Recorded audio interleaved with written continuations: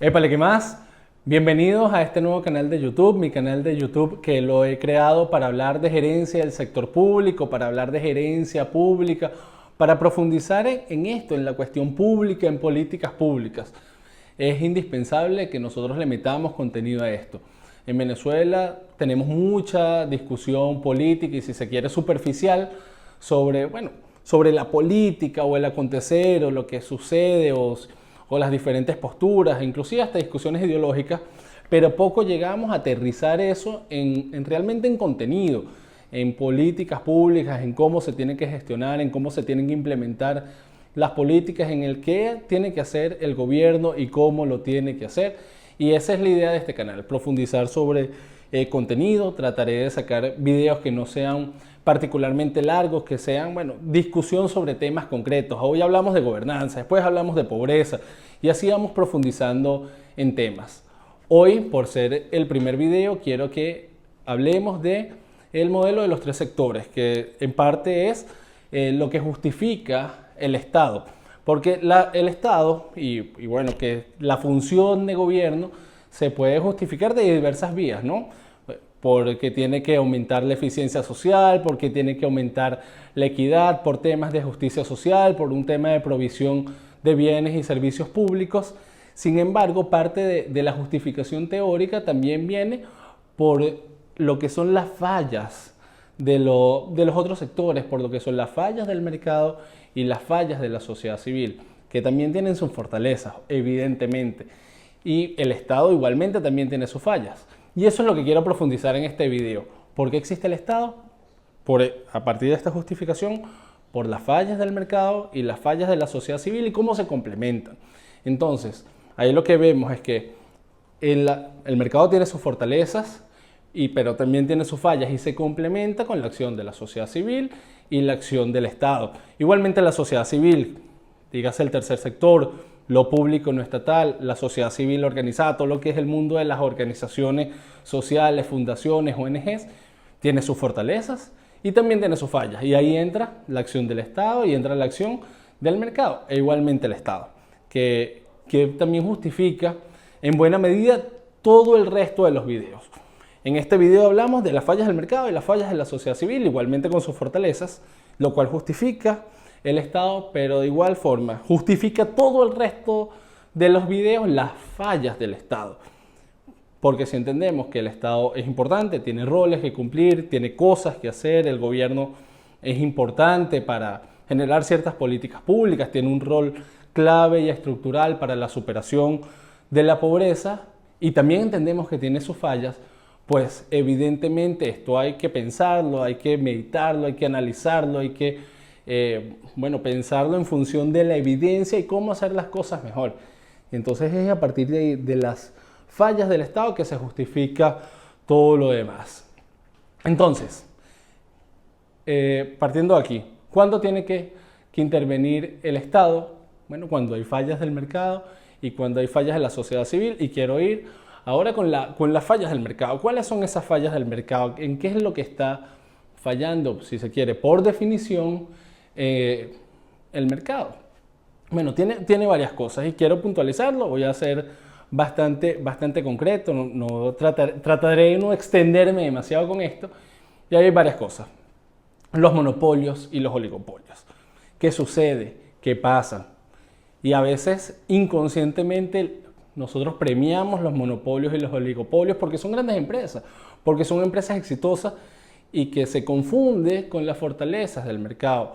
Porque efectivamente el mercado da cosas muy positivas, da bienes y servicios a bajo costo, de altísima calidad, o por lo menos eso es lo que se invita, pero también el mercado genera, si se distorsiona y por los mismos mecanismos e incentivos que a veces tiene el mercado en sí mismo, genera monopolios y oligopolios. ¿Y qué es eso?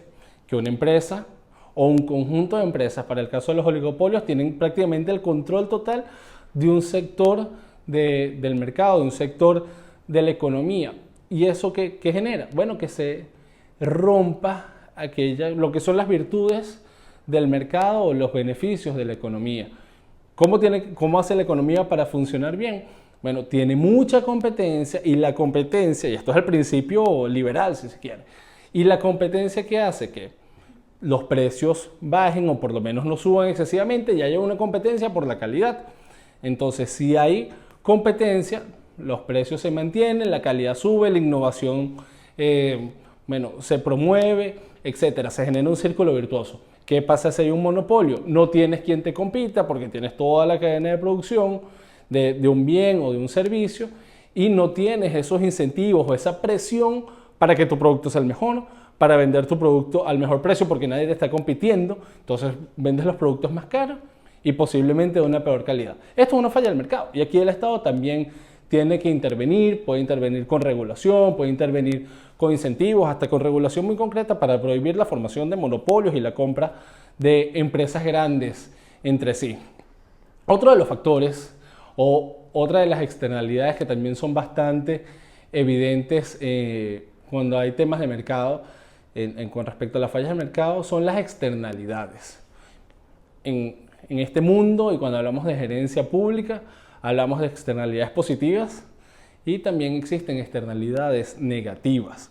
Y para ponerlo claro y con ejemplos, el tema de cuáles pueden ser externalidades negativas en el mercado, podemos hablar de, por ejemplo, la contaminación. Podemos tener un mercado funcionando de buena forma, un mercado funcionando, sí, perfectamente, generando buenos productos, buenos servicios, innovación, vendiendo a buenos precios, pero generando una tremenda contaminación. Eso puede pasar. Entonces ahí también tiene que actuar el Estado. Y eso también, eso también justifica la acción del Estado, las externalidades negativas que puede generar el sector privado o el mercado. Igualmente, parte de la racionalidad que va de la mano con el buen funcionamiento de la economía, de lo cual, soy un fiel creyente de las bondades del mercado, son las asimetrías de información. Parte de los principios que hacen que el mercado funcione bien es que los hombres y las mujeres, digamos, los seres humanos son racionales y tienen toda la información para tomar la mejor decisión en función de maximizar su utilidad. Sin embargo, esto no siempre se da. No es verdad que tú tienes toda la información para tomar todas las decisiones, para decir si compras pasta de diente en esta tienda o en aquella tienda, tú no tienes toda esa información. A veces porque no tienes el tiempo para buscar toda esa información, porque es una actividad demandante, y a veces porque la información puede ser inclusive opaca.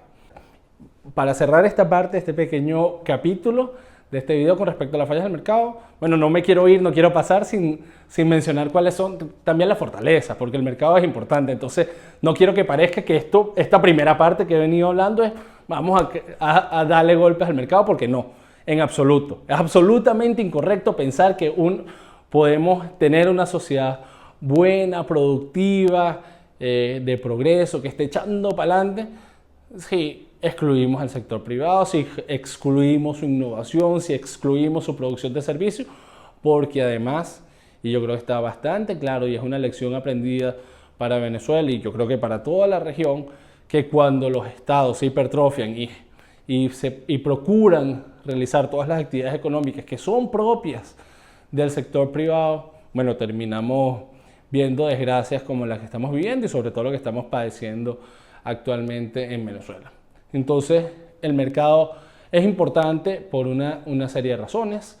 Primero, es eficiente para satisfacer demandas económicas y demandas de distintos tipos. Es eficiente para satisfacer necesidades porque al final, ¿qué es el mercado? El mercado es una infraestructura, el mercado es un lugar, el mercado es efectivamente el mercado municipal, o ¿qué es? El mercado somos todos.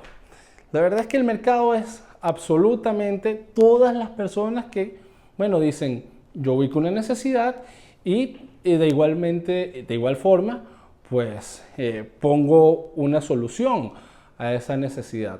Veo que hay algo que está fallando por acá y procuro solucionarlo, procuro emprender, procuro, generar respuestas. Y eso al final es el mercado. Entonces el mercado somos todos, por ende el mercado es democrático, cualquiera puede participar. Luego evidentemente hay unos temas estructurales que permiten que unos participen más que otros para satisfacer distintos niveles de necesidades y de demandas, pero en principio es democrático, es eficiente para satisfacer demandas múltiples y demandas diversas porque está en todos lados. Cosa que no necesariamente puede hacer el Estado. Porque el Estado, ¿qué es? El Estado sí es un grupo de personas contratadas que trabajan en ciertas instituciones, que cumplen ciertos horarios, que cuentan con ciertos recursos y ciertas tecnologías para ubicar necesidades y procurar resolverlas. En esto del mundo del dominio público, que debería ser la primera prioridad del Estado. Tiene que ver con resolver los problemas públicos. Bueno, igualmente la dinámica económica del mercado es buena para generar estabilidad macroeconómica, para promover la innovación, para generar dinamismo y muchísimas otras fortalezas. Otra de las fallas del mercado, y no es que sea una falla, así como que el mercado efectivamente está fallando en esto, que no es el caso. Es como un espacio de acción donde se puede insertar el sector público, donde el sector público, bueno, debe actuar porque el mercado, no por maldad, sino porque no tiene efectivamente los incentivos para realizarlo, porque no genera lucro por ello, y ojo, el lucro no es malo. El mercado funciona muy bien porque tiene los incentivos para que funcione muy bien para los que son sus fortalezas y lo que genera, para la generación de empleo y demás. Bueno, esta falla a la que me refiero es la provisión de bienes públicos, la generación de bienes públicos o servicios públicos. Y esto, ¿qué son los bienes públicos? Son aquellos bienes que no tienen rivalidad y que no tienen exclusión. ¿Qué significa esto? No tener rivalidad en general para un bien es que no compites con otras personas por el uso de este bien. Y el no tener exclusión significa que no tienes que tener una razón de fondo para usar este bien o este servicio, que no tiene que haber una razón subyacente que te permita acceder o no acceder a este servicio. Un ejemplo clásico, bueno, hay varios, ¿no?, de que pudiera ser un bien público, podría ser la defensa nacional o la diplomacia, la seguridad de la nación. Por ejemplo, el hecho de que existan fuerzas armadas es un bien puramente público, digamos. Después hay otras discusiones alrededor de eso, pero es un bien público. No rivalizas con el resto de los ciudadanos para usar este servicio, ni excluye a nadie, en principio, en teoría, de su uso, el disfrute de la defensa de la nación. Eso podría ser un bien público. Cuando hablamos de las fallas del Estado, aquí no voy a profundizar demasiado porque si yo te invito a ti, pensemos en qué falla el Estado, pensemos en qué falla el gobierno, mira, podría lanzarme 2-3 horas conversando lo que falla el Estado y lo que falla el gobierno, y si pensamos en las fallas del Estado venezolano, mira, ni hablar, de ahí no nos quedamos porque, bueno, y lo podemos ver en impactos reales y tangibles con la emergencia humanitaria compleja que se vive en Venezuela en estos momentos. Pero bueno, las fallas del Estado, voy a enumerar algunas rápidamente, porque esto justifica todo lo demás, como lo dije al principio del video. Bueno, esto es la discusión que queremos tener.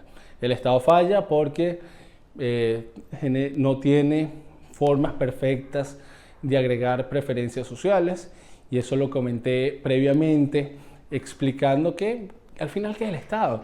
Es un conjunto de recursos tratando de identificar, en el mejor de los casos, ¿no?, que se procure hacer un diagnóstico, no que se venga con la solución, que las soluciones casen los problemas, que eso también pasa mucho, ¿no? Y es una de las teorías que va de la mano con el desarrollo de políticas públicas, sobre todo basado en el paradigma de las ideas como moldeadores de políticas públicas, que se espera que normalmente existen las soluciones. Mira, tengo una gran idea y después, ¿qué soluciona eso? Bueno, vamos a buscarle el problema.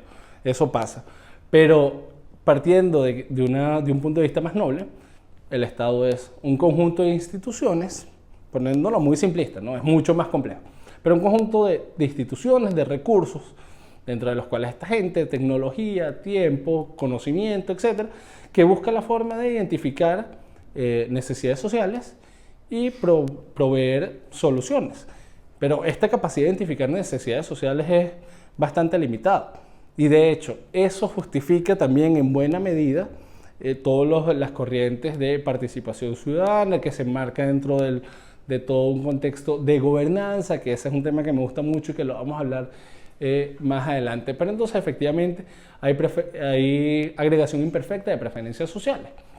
Igualmente, y de esto también hay muchísima discusión y por esto se generó todo el tema de la nueva gestión pública, nuevas formas de gobernar, introducción de mecanismos de mercado dentro del funcionamiento del Estado para temas administrativos, de implementación, de cómo se hacen las cosas, es que normalmente hay ausencia de incentivos, no están todos los incentivos, no están los incentivos correctos y completos para realizar, para que el Estado funcione de la mejor manera, porque normalmente no hay, claro, esto se corrige y hay formas y hay teorías y como dije, por ejemplo, la nueva gestión pública tiene mucho que ver con esto, pero normalmente no hay incentivos tan claros para las personas involucradas o para los directivos involucrados en función o premios en función del rendimiento y la eficacia social que genere los resultados de las instituciones que lideran. Otra falla del Estado, que también puede ser bastante parecida a una falla del mercado,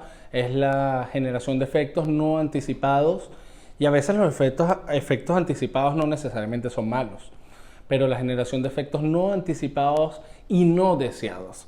Porque si tenemos que se genera un efecto no anticipado por la creación o la implementación de una política pública, es decir, yo estaba con esta política pública buscando el objetivo A y conseguí o no el objetivo A, pero también se generó el impacto B, C, D, cuestiones que no tenía previstas.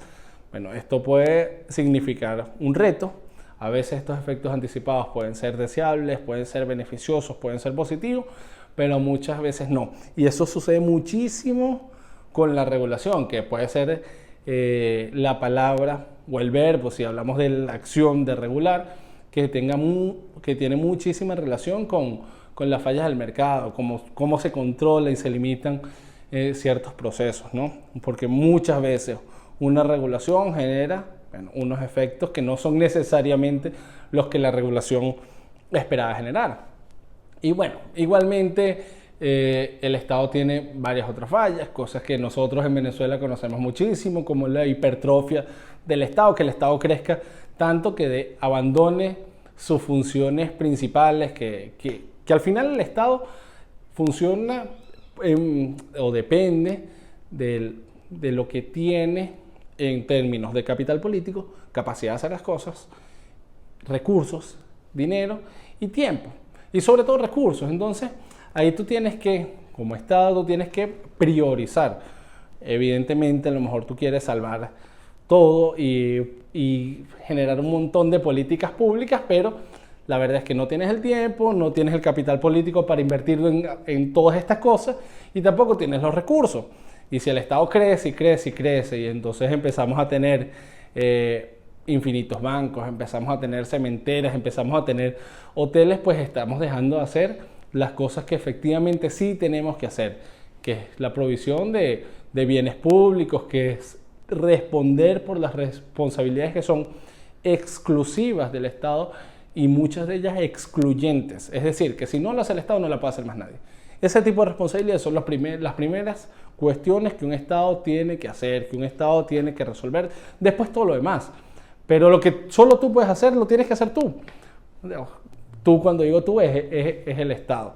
Igualmente hay otras fallas, como los costos de monitoreo, es decir, cuánto te cuesta tú al Estado y la viabilidad de efectivamente, supervisar, monitorear una política pública, también cómo establecer la sanción justa ante una regulación. Son temas que normalmente no son de fácil identificación y desarrollo. Por ejemplo, a mí me gusta poner a mis estudiantes un ejemplo concreto de las dificultades del monitoreo y que también puedo poner el mismo ejemplo para la dificultad de ubicar una sanción exacta.